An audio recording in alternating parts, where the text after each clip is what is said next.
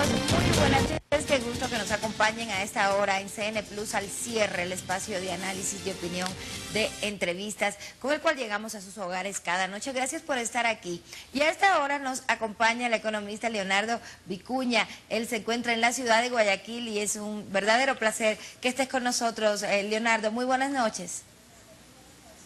Buenas noches, Ámbar, a tus órdenes. Le hemos invitado, entre otras cosas, para comentar un poco lo que está ocurriendo con el Banco del Instituto Ecuatoriano de Seguridad Social, del BIES, donde usted nuevamente ha sido ratificado como miembro principal del directorio economista para tratarlo de la manera adecuada. ¿Cuál es el balance que hace a esta hora de lo que ocurre en el Banco del IES? Bueno, el banco está en una transición con la nueva administración que preside el Corcho Cordero, a quien acompaño en condición de vicepresidente. En realidad se han tomado por consenso algunas medidas fundamentales, una reestructuración de la organización del banco, se está organizando un equipo, eso tiene un proceso de aproximaciones sucesivas hasta tener un equipo estable, está por decidirse el concurso público de merecimientos, oposición, para designar a un gerente. Se han hecho reformas importantes en algunas definiciones de carácter político para consolidar una línea de banca de inversión, apuntalando proyectos estratégicos que interesan a la sociedad ecuatoriana a través del gobierno, proyectos de vivienda social. Se han revisado algunos proyectos que el banco ejecutaba para tener definitivamente seguridad de que son rentables y que persiguen los fines para los que fueron aprobados. Ha asumido, después de terminar la contratación con una empresa tercerizadora de los servicios para operar con los créditos a los afiliados, ha asumido lo que se llama su propia fábrica de operaciones y eso va a significar, aparte de ahorros importantes, celeridad en los trámites que han venido siendo rezagados, perjudicando a los afiliados. Y por otro lado, pues se está buscando los caminos más certeros para tener lo que se llama el core bancario, es decir, que el banco, asumiendo sus propios procesos con menor dependencia del IES, en materia de archivos, en materia tecnológica, y bueno, en eso ha habido un acuerdo interesante en el directorio, creo que vamos a seguir adelante. Está a puertas la definición de un plan de trabajo para que el banco pueda manejar de mejor forma la enorme cartera que lo ubica como primer banco del Ecuador, y por otro lado, pues para tener certeza en sus decisiones de inversión, tanto en el campo financiero como en el campo real, apuntalando con los negocios a través de proyectos de altas rentabilidades y las seguridades adecuadas, apuntalando, como establece la ley, rentabilidades que le permitan a su vez al Seguro Social, al IES, tener mayor capacidad de servicios, una más amplia cobertura. Ahora que usted menciona proyectos certeros de inversión, ¿cuáles son esas áreas estratégicas y proyectos estratégicos que tiene el Ecuador en el cual el BIES estaría interesado en invertir?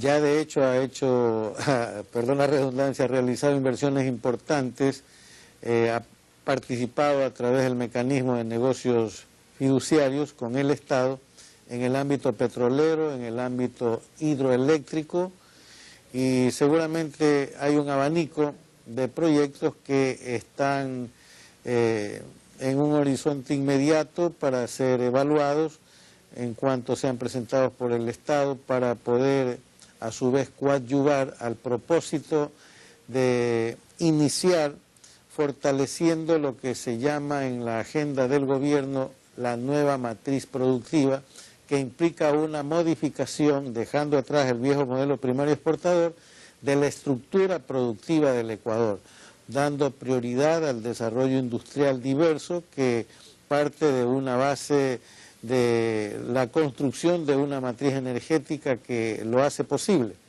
Matriz energética que está a la vista cuando se están ejecutando alrededor de, en forma simultánea, 8 proyectos hidroeléctricos, megaproyectos con fuertes inversiones. Se ha fortalecido enormemente, como todo el mundo conoce, la vialidad en el Ecuador, puertos, aeropuertos, carreteras de primer orden. Por otro lado, está también en vías de construcción la refinería del Pacífico en Manabí. Eso posibilita el desarrollo de la industria petroquímica. Y está también claro el esfuerzo del gobierno por la reforma educativa en todos los niveles, incluida la universitaria. La asimilación del conocimiento de la tecnología universal es adecuada a nuestras prioridades, a nuestras realidades, y el desarrollo de la propia tecnología y conocimiento. Todo eso forma parte de este nuevo pilar del propósito de desarrollo con la Revolución Ciudadana, que va paralelo con los otros aspectos que ha sido recuperación de la soberanía, construcción del Estado democrático, por otro lado también el control y manejo de parte del Estado de los sectores estratégicos, incluidos los recursos naturales no renovables, la biodiversidad, la dotación de servicios básicos, el fortalecimiento de salud, educación, vivienda. Todo este conjunto hace posible que el Ecuador fortalezca su desarrollo en función de sus recursos, en función de sus prioridades, teniendo esta base energética fundamental, y todo esto va paralelo con una política internacional de soberanía, de paz, de integración solidaria, de comercio de mutuo beneficio, de búsqueda alternativa de fuentes de financiamiento, sin vender soberanía, sin menoscabo de la dignidad nacional, sino en función de los intereses productivos y sociales del país. El otro día leía una información economista en el sentido de que el BIES, antes de entrar en el tema de la matriz productiva, porque sé que también escribió un libro sobre ese asunto, pero enfocándonos en el BIES, el otro día revisé una información de que el BIES estaba interesado en ingresar en el área de la vivienda social. Se ha avanzado en este tema, se ha hablado con el sector privado, se han establecido ya los mecanismos para esta inversión en la vivienda social. Sí, estoy convencido que el directorio en no más de un mes va a tener un plan de trabajo. En el mismo estará una base fundamental que es el desarrollo de sectores productivos con el fortalecimiento de la inclusión en el ámbito financiero por parte del BIES. Y allí la prioridad va a ser la vivienda social. Además, en el comité de crédito que presido estamos manejando el tema de ampliar el plazo a 30 años de los créditos, de tener una coordinación efectiva con el gobierno nacional a través del Ministerio de Vivienda para apuntalar proyectos inmobiliarios de interés social, y a fin de aprovechar pues el bono de la vivienda, que en este momento tiene un tope de $6.000 para favorecer montos para compra o construcción de vivienda de hasta $30.000.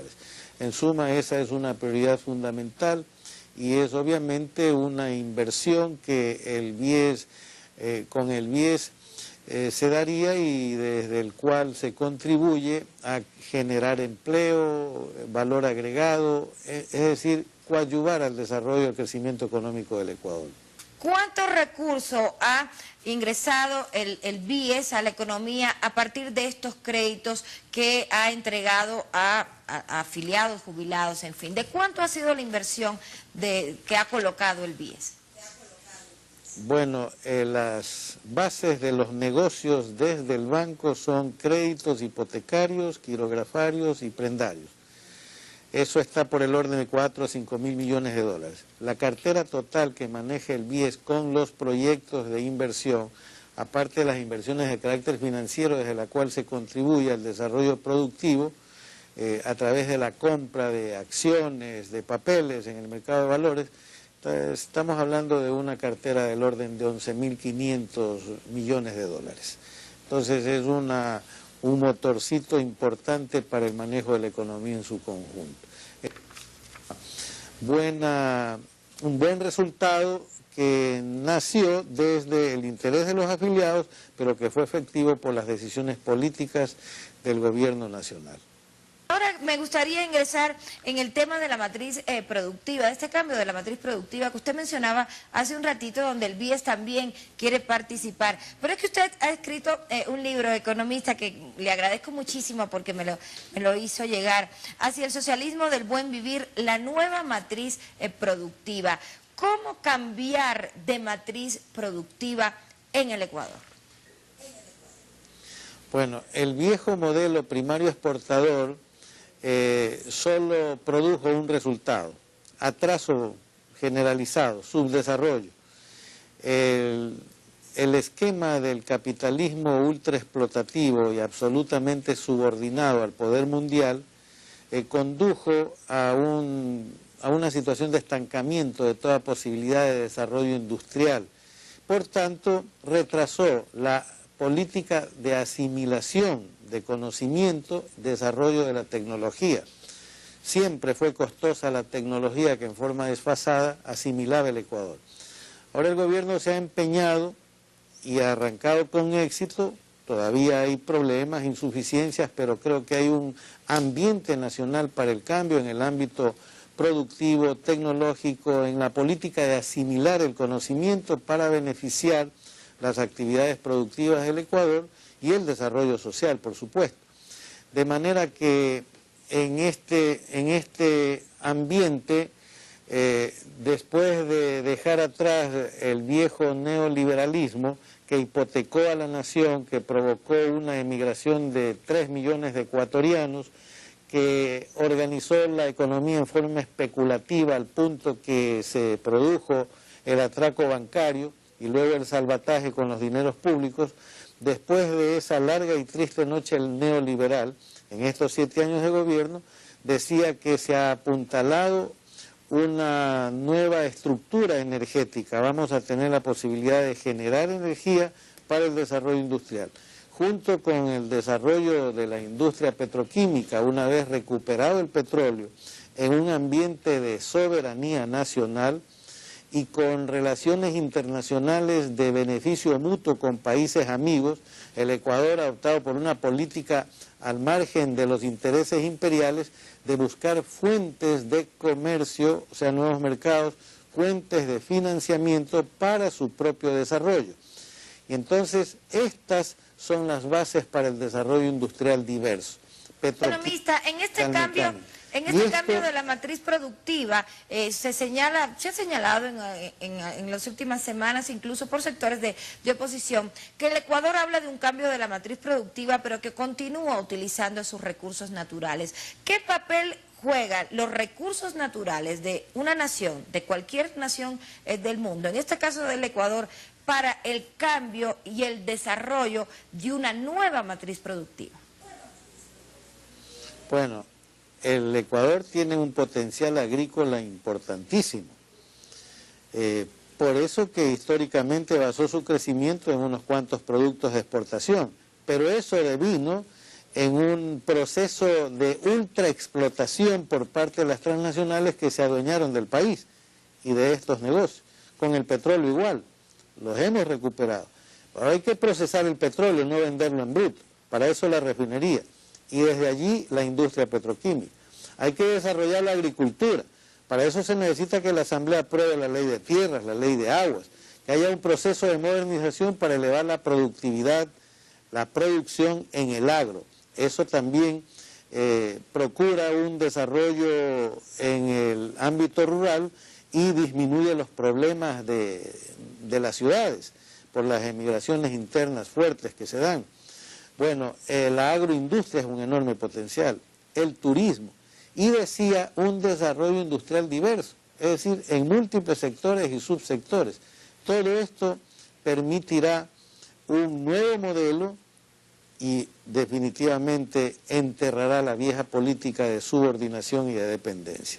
Es un nuevo modelo productivo social y soberano, que enterrará el viejo modelo oligárquico subordinado al poder mundial, a las transnacionales, que no solo han explotado nuestros recursos, se han enriquecido con ellos, sino que han depredado la naturaleza y la vida social, como ha ocurrido y está siendo denunciado con éxito por el presidente de la República a nivel mundial, del atraco de la Texaco, ahora llamada Chevron, y de la depredación de nuestro suelo patrio. Economista, le quiero invitar a que me acompañe a hacer una pausa. Tenemos que hacer un corte comercial, pero regresamos de inmediato para seguir avanzando en este y otros temas, ¿le parece? Vamos a la pausa, quédense con nosotros. Ya regresamos.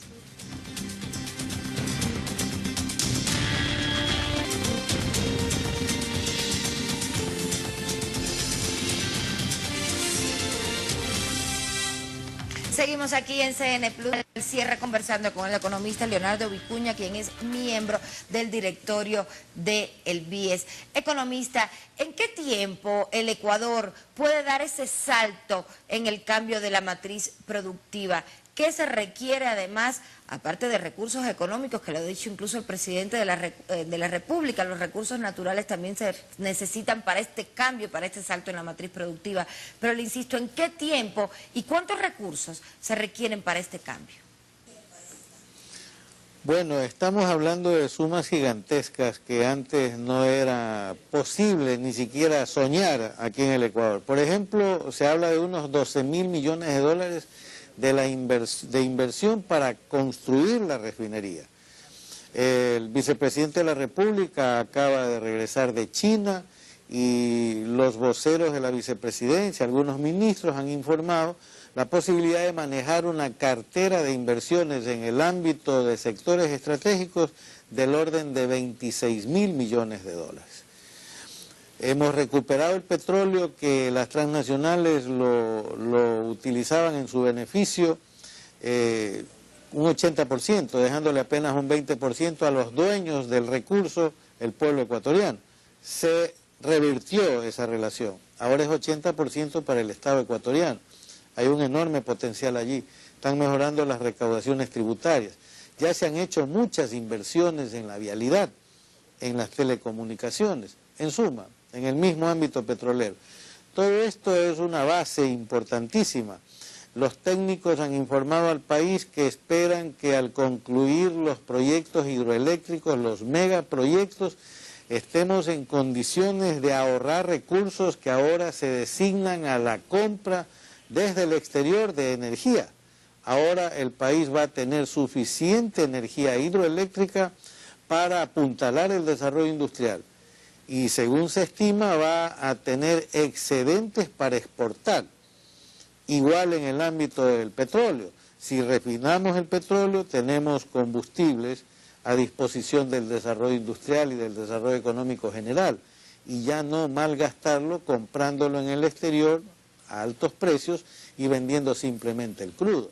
La idea es que todo esto posibilite actividad productiva exportadora diversa, actividad agrícola exportadora también, pero generando valor agregado.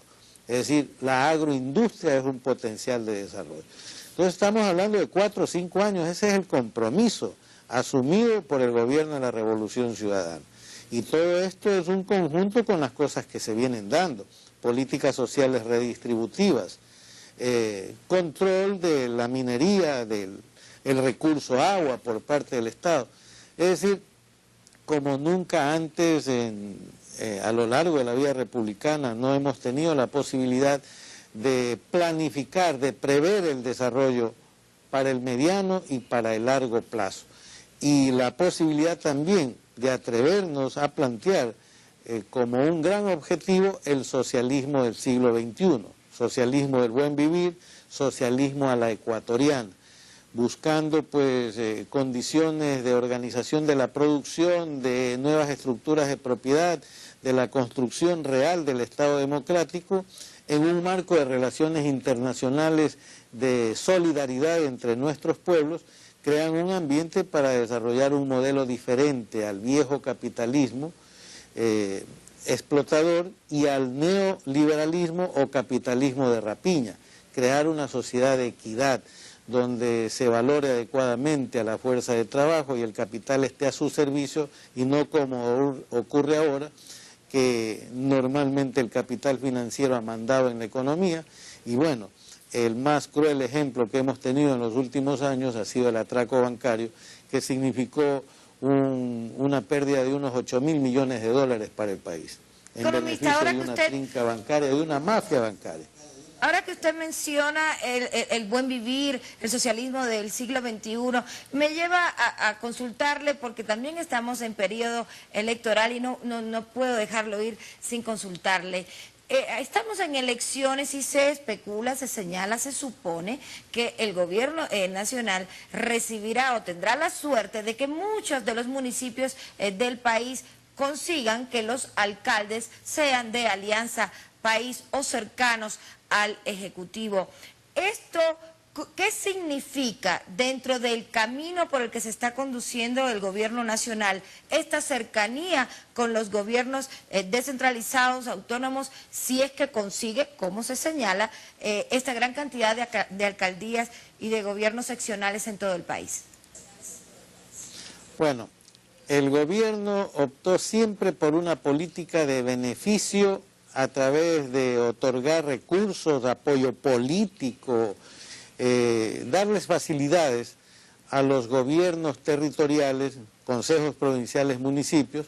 Yo mismo tuve la oportunidad, en cuanto trabajé como gerente del BEDE, de organizar algunos proyectos a través de los cuales se les entregaba a los municipios créditos con subsidios de hasta el 80% para agua potable, para alcantarillado, para proyectos de desechos sólidos. Y luego otros proyectos, facilidades pesqueras artesanales, en suma. El gobierno comenzó con 0 alcaldes y al primer año ya teníamos fácilmente un 60% de alcaldes con una gran comprensión sobre la política de gobierno y la necesidad de coordinar con él. Hoy por hoy se van a dar elecciones, dentro de poco, 23 de febrero, y va a ser la 10ª elección consecutiva que Alianza País la va a ganar, incluidas 3 consultas populares. Y la gente se ha dado cuenta que hay un proyecto serio, que hay un gobierno responsable, solidario, que hay un gobierno que busque el bienestar de la gente sobre la base de nuestros propios recursos. Ya la deuda externa no es un festín de grupos oligárquicos. En todo caso, el financiamiento internacional es parte. Tenemos un problema con el audio. Tenemos un problema con el audio. Si le pueden ayudar al economista arreglándole el micrófono. Al parecer se le ha caído el micrófono al economista, quien está comentando lo que va a ocurrir en las próximas elecciones. Al menos se supone que el gobierno nacional lograría o conseguiría algunos de los gobiernos seccionales, por lo menos que fueran cercanos, para trabajar conjuntamente con ellos, direccionando, digamos, los recursos a estos programas de orden social. Economista, usted nos ampliaba este tema de que el buen vivir llegaría entonces, ahora sí, a más cantones, a más gobiernos seccionales.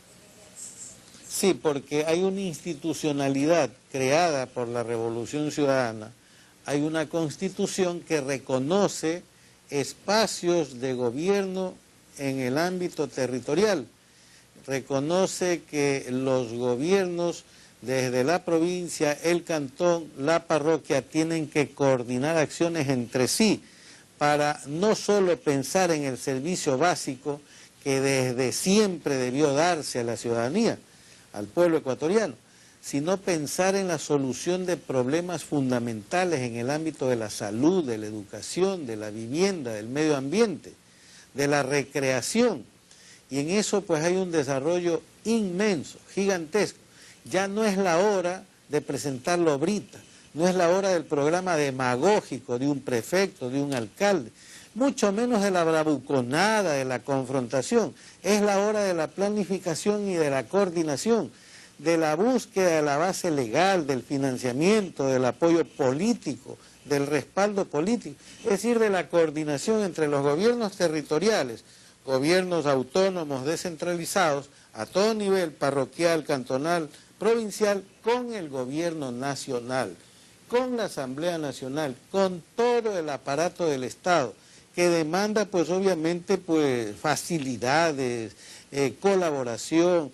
Son los tiempos de la coordinación en beneficio de los pueblos, no de la bravuconada, no de la represión, no de la confrontación que a nada conduce. Le quiero desear muchísimo éxito en sus gestiones en el BIES. Economista, se nos fue el tiempo. Muchísimas gracias también por acompañarnos y hacer este análisis no solo del BIES, sino también de orden político, electoral y de la matriz productiva. Y por supuesto, mencionando su libro, Hacia el socialismo del buen vivir, la nueva matriz productiva. Muchísimas gracias por habernos acompañado. Gracias a usted. El economista Leonardo Vicuña, quien es miembro del directorio del BIES esta noche en Al Cierre. Muchísimas gracias también a ustedes por habernos acompañado. Un abrazo y hasta pronto.